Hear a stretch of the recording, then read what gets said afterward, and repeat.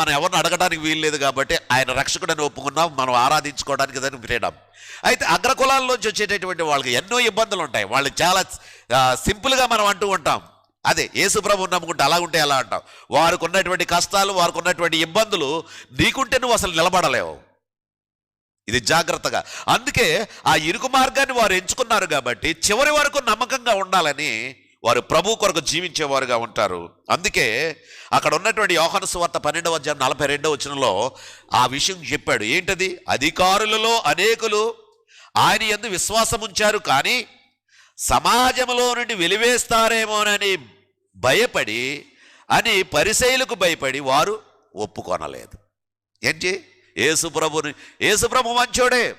చాలామంది అంటారు కదా, యేసుప్రభు రక్షకుడు, ప్రార్థన చేయండి, యేసుప్రభు గురించి నా కొరకు ప్రార్థన చేయండి, ప్రార్థన. అయితే యేసుప్రభు నమ్ముకోవడానికి ఏంటి ఇబ్బంది? అబ్బాయి ఒప్పుకోవండి, ఆ విషయాలు వదిలేండి.